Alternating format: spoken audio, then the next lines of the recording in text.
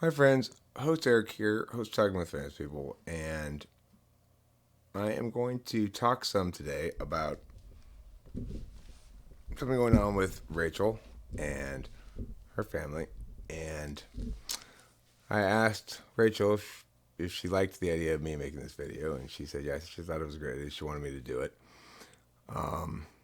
And the video, I hope to frame it right from the outset as respectful. I respect Rachel's dad. I've talked to him a couple of times now. I respect Rachel's mom. And I don't want to bash them at all in this video, okay? And I do want to talk about the specific issue that's going on with Rachel and her dad and brother at her house in Long Island. So, specifically, the issue is Rachel wants to smoke pot in her room, and the male members of the family there don't want that. And she and her father have a great deal of difficulty communicating with each other on this issue. Her dad is just like, well, why is it so important to you to smoke in your room? And Rachel tries to convey some explanation and usually sort of gives the wrong reason. And here's the bottom line: it's not their fault. It's the fault of a bunch of various parties, professionals, media, etc. But Rachel's parents executed what can only be called a full-fledged ontological assault on her being for the last decade or so over her pot smoking.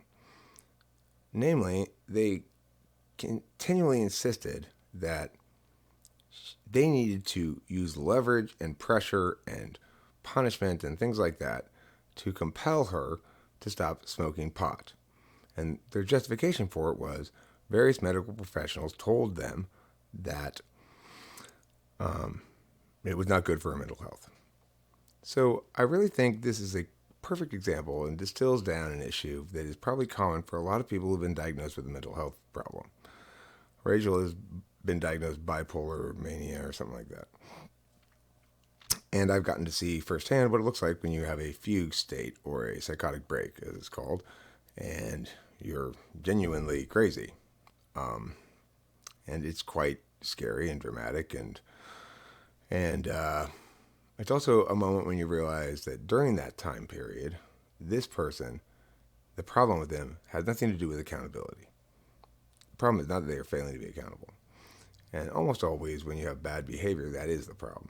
And really, to me, that's the distinction between mental illness and not. So, note, though, that during that state where she was more or less not accountable for her behavior, she still did very little that deserves condemnation, and nothing that deserves wholehearted condemnation on its merits, even if the person didn't have a mental health problem. The worst thing she did was vandalize my dad's garage, and that turned out to be fairly expensive, actually. But she squirted some water in my dad's car. The biggest expense from it was she squirted water on the garage door opener and broke it. So that had to be replaced. But how much condemnation are we heap on somebody who does that? Well, that's going to depend on why, their motivations for it. If she had done that because she wanted to get even at some slight that my dad had given her or something, then we'd condemn the person. Rachel did it because she had delusions that there were people having sex in the garage and that her family was sitting in the car in the garage. That's not a reason you can nip people for. That's a reason you go, okay, right now you're not sane. Note, however, that when she's not in that fugue state, she is sane and she is accountable. She's happy to be held to account. She never uses her mental illness as an excuse for anything. I've never heard her use it as an excuse one time for anything. And when she's not in a fugue state, she's as sane as anybody. So, here we have a situation where we see her parents are using pressure, leverage, punishment, threats to try to compel their daughter to stop smoking weed on the grounds that these professionals have told them that it's bad for her. We could, of course, choose to ask the only person who has access to the data regarding the matter what she thinks. If Rachel's parents had asked Rachel, well, do you think marijuana is bad for your mental health? She would have told them no. And if they had said, well, I mean, we should listen to Rachel because she would know better than anybody else. She's the only one who actually has the experience. If they asked her, do you think smoking weed is part of who you are? She probably would have said, yeah, it's important to who I am. If they asked her, do you like smoking weed? Do you want to keep smoking weed? She would have said, yeah. Now, with human beings, we don't presume to know what's best for them. We do presume to have the capacity to know when they're violating our rights. And this is where I want to get to the core question here. So the core question here is not a rights-based one. On the rights calculus, Rachel's father wins. Namely, it's his house or shared ownership between him and Rachel's brother. Rachel's parents gave half ownership of the house to her brother. They didn't give her anything, as far as I can tell. And in fact, they don't even give her any guaranteed claim to the space. So much so that they're telling her that she's not allowed to smoke pot in her room. So the parents have said, okay, child number, I don't know what number they came in. Child A, we love you. Here's half the house. Child B, you have to listen to child A about this house. And so much so that even in your own room, you're here at our reluctant permission, and you are not allowed to have any sort of ownership of the space. In other words, we still control it. So technically, of course, they're right. The brother and the father can tell Rachel what to do in their home, and she should have to obey them. But this is the occasion where Rachel wins. And you guys admit you've been doing some fucked up shit for a long time. The fact is, Rachel's being chooses to smoke weed. She likes it. She doesn't feel as though it makes her crazy. I've seen no correlation with that. And in fact, I think she would agree, and I would certainly agree from what I've seen. And I can sort of extrapolate backwards. She is as mentally healthy. She's more mentally healthy now than she's been at any point in the last 10 years. I asked her about this. She confirmed it. And in the last 7 months, she's been smoking more and higher quality weed than she has at any point in her life.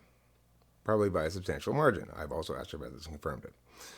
So we can falsify your notion that there's some sort of correlation, regardless of how weak or strong, between smoking more weed and having worse mental health. In fact, we can conclude the opposite if we were going to conclude anything, which is smoking more weed seems to correlate with better mental health. Of course, neither is true. What correlates with better mental health is, well, for example, now Rachel has a voice to express what's happened to her in ways that anybody can understand, and in which even the father and the mother and the brother can understand. That they have not treated her as a human being. Human beings have choices they want to make. They have spaces they control. Human beings are people that we turn to and we say, what do you think is best for you? Decent people don't go around the world not only telling other people what they think is best for them, but using pressure or leverage or force to try to coerce that other person to give up some of their own legitimate area of agency. Now, I want to give full credit to Rachel's parents for the following thing. They've never asked me to not talk about anything. They've never said that they feel as though I'm invading their privacy or anything like that.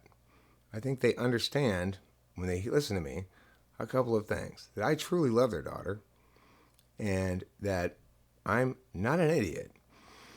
I think they started to see pretty early on that marijuana didn't work for them as an argument anymore for a number of reasons. If it really were linked to mental health problems, then why don't I have mental health problems? If it linked to mental health problems only in people who are bipolar, then wouldn't asking Rachel confirm that? If you were to ask her, well, do you think it links? And she said no, would she be lying? If she was wrong, well, why would we assume she was more wrong than people who aren't her about her? And if the answer is, well, she's crazy, so we can't trust what she says, then you're totally invalidating her as a human being, because it doesn't matter whether she's in a fugue state or not. You're going to dismiss everything she says, even if she's the only person with access to the data. So I think you can see what a dramatic ontological assault it's been for you to take such a hard line on marijuana with your daughter when she's made it clear to you that it's important to her. You've made it clear to her that she's not important to you. It's time for you to make a change. And that change is you agree to explicitly allow her to do this on the grounds that you choose to empower your daughter for who she is, rather than to empower your own ability to enforce rules upon her. You've done enough forcing her. You've done enough punishing her. You've done enough threatening her. You've done enough dismissing and reducing her to a non-human. It's time to prioritize what Rachel wants.